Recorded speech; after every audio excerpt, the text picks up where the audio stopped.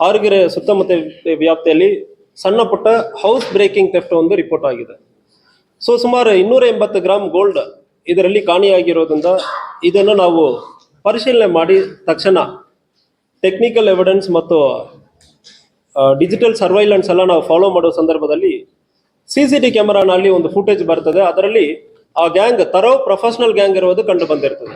ತರೋ ಪ್ರೊಫೆಷನಲ್ ಮತ್ತು ಈ ಅಪಘಾತವನ್ನು ಮಾಡ್ತಾ ಇರೋದು ಗಂಭೀರವಾಗಿ ಒಂದು ಫೇಸ್ ಮಾಸ್ಕ್ ಹಾಕ್ಕೊಂಡು ಫಿಂಗರ್ ಪ್ರಿಂಟ್ ಯಾವುದೇ ಸಿಗಬಾರದು ಅಂದ್ರೆ ಉದ್ದೇಶದಿಂದ ಫಿಂಗರ್ ಪ್ರಿಂಟ್ಗೂ ಯಾವುದೇ ಸಿಗಬಾರದು ಇಂಥ ಬಹಳಷ್ಟು ಸೂಕ್ಷ್ಮದಿಂದ ಈ ಅಪರಾಧವನ್ನು ಮಾಡಿರ್ತಾರೆ. ಸೊ ಅದನ್ನು ಗಂಭೀರವಾಗಿ ನಮ್ಮ DSP ಅತ್ನಿ ಅವರು ಮತ್ತು ಹಾರುಗೆರೆ SCP ಅವರು ಇಬ್ಬರು ಗಂಭೀರವಾಗಿ ತಗೊಂಡು ನಮ್ಮ ಗಮನಕ್ಕೆ ತಗೊಂಡು ಬಂದಿದ್ದಾರೆ. ಸೊ ಇಂಥ ಒಂದು ಗಂಭೀರದ ಅಪರಾಧ ಎಷ್ಟೊಂದು ಜನ ಸುಮಾರು 6ರಿಂದ 7 ಜನ ಆ ಅಪಘಾತದಲ್ಲಿ ಮಾತ್ರ ಭಾಗಿಯಾಗಿರೋದು ಕಂಡು ಬಂದಿದೆ.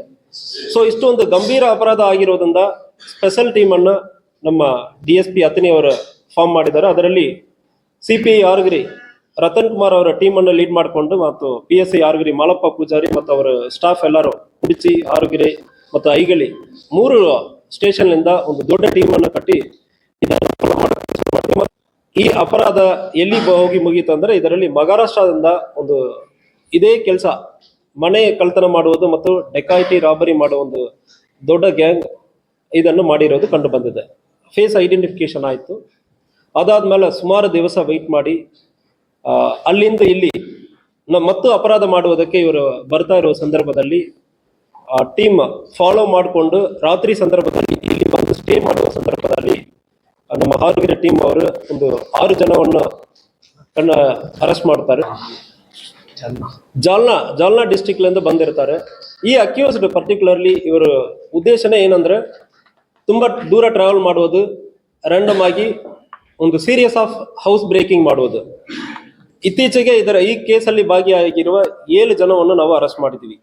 7 ಜನದಲ್ಲಿ ಒಬ್ಬ ಮೋಸ್ಟ್ ವಾಂಟೆಡ್ ಕ್ರಿಮಿನಲ್ ಇದ್ದಾನೆ, ಸುನಿಲ್ ನಾಥ ಪವಾರ್. ನಮ್ಮ ಕೇಸಲ್ಲಿ A2 ಆಗಿದ್ದಾನೆ.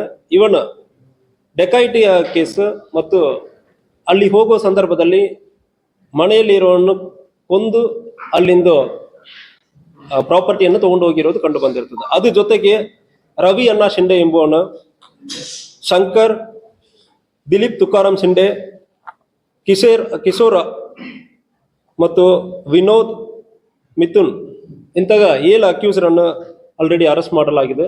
ಇವರೆಲ್ಲರೂ ಕೂಡ ಮಹಾರಾಷ್ಟ್ರನಲ್ಲಿ ಕೂಡ ಬೇರೆ ಬೇರೆ ಸ್ಟೇಷನ್ಗಳಲ್ಲಿ ಬಹಳಷ್ಟು ಇಂತಹ ಗಂಭೀರವಾದ ಅಪರಾಧಗಳಲ್ಲಿ ಭಾಗಿಯಾಗಿರ್ತಾರೆ.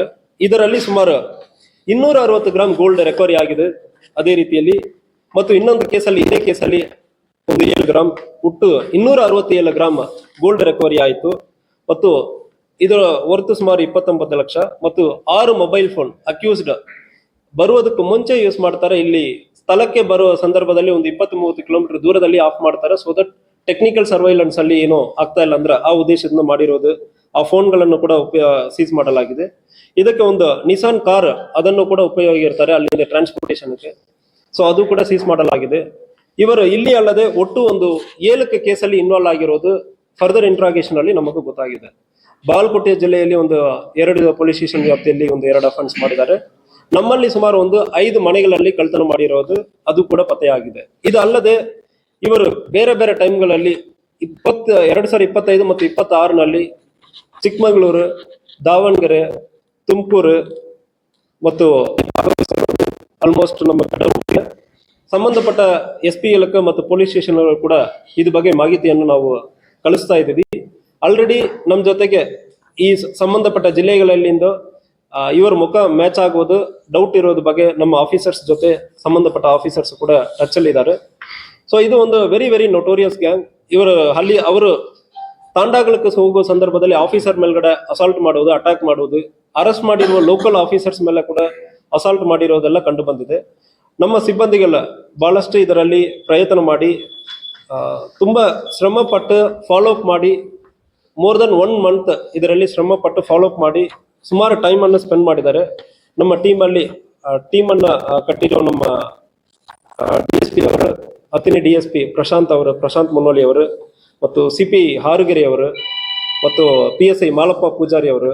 ಸೊ ಇವರೆಲ್ಲರಿಗೂ ರೆಗ್ಯುಲರ್ ಆಗಿ ನಮ್ಮ ಅಡಿಷನಲ್ ಎಸ್ ಪಿ ಬಸರ್ಗಿ ಅವರು ಕೂಡ ಸಂಪೂರ್ಣವಾಗಿ ಗೈಡೆನ್ಸ್ ಮಾಡ್ತಾ ಇದ್ದಾರೆ ಮತ್ತು ಕೇಸ್ ಬಗ್ಗೆ ಫಾಲೋ ಅಪ್ ಮಾಡುವುದು ನಮ್ಮ ಅಡಿಷನಲ್ ಎಸ್ ಪಿ ಅವರು ಕೂಡ ಇದು ಒಂದು ಗಂಭೀರವಾದ ಅಪರಾಧ ಇರೋದ್ರಿಂದ ಫಾಲೋ ಅಪ್ ಮಾಡಿದ್ದಾರೆ. ಈ ಕೇಸಲ್ಲಿ ಒಂದು ಸಾರ್ವಜನಿಕರಿಗೆ ಯಾವುದೇ ಕಳ್ತನ ಆಗುತ್ತಂದ್ರೆ ಇಂಥ ಒಂದು ದೊಡ್ಡ ಅಪರಾಧ ಆಗುವ ಸಂದರ್ಭದಲ್ಲಿ ನಾವು ಕೂಡ ಇದನ್ನು ಸೀರಿಯಸ್ ಆಗಿ ಪರಿಗಣಿಸಿ ಇಂಥ ಪತ್ತೆ ಮಾಡ್ತೀವಿ ಅಂದ್ರೆ ನಾವು ಒಂದು